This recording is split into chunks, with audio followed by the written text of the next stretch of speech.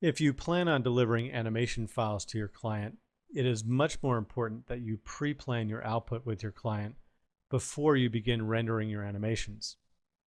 This ensures that everyone understands what format will be output for delivery of the final video file. The resolution is important, of course.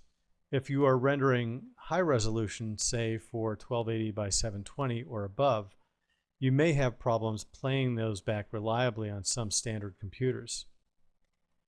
The HDTV format is not necessarily the resolution. There are several HDTV resolutions available, going from the large format 1920 by 1080 down to 1280 by 720.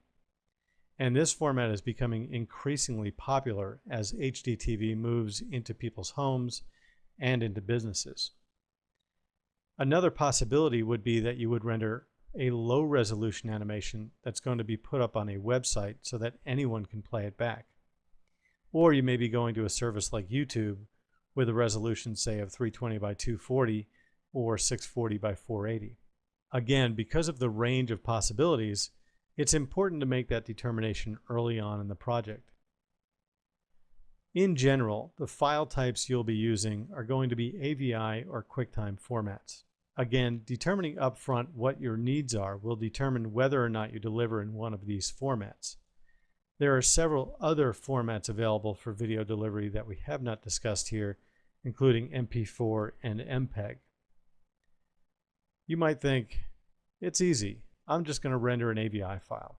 However, it needs much more planning than that. You need to know which codec you'll be using to deliver the animation. An AVI file can use a number of available codecs for compression. QuickTime files also have a variety of codecs that you can choose from.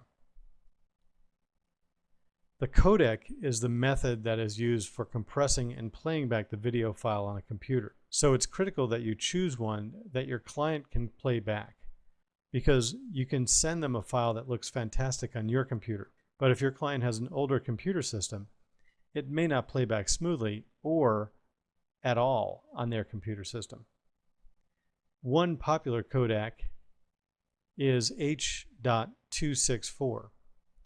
The problem you'll run into is that not all computers can play this codec back, which means the playback computer must be able to play the same codec back as the recording computer is using. Another codec that's available and widely popular is DivX. This codec can deliver high-quality video files that are relatively small in size. Again, determining all this in the beginning, in the pre-planning stage, will save both time and money, not to mention the headache you'll get from delivering an animation file to a client that client can't view.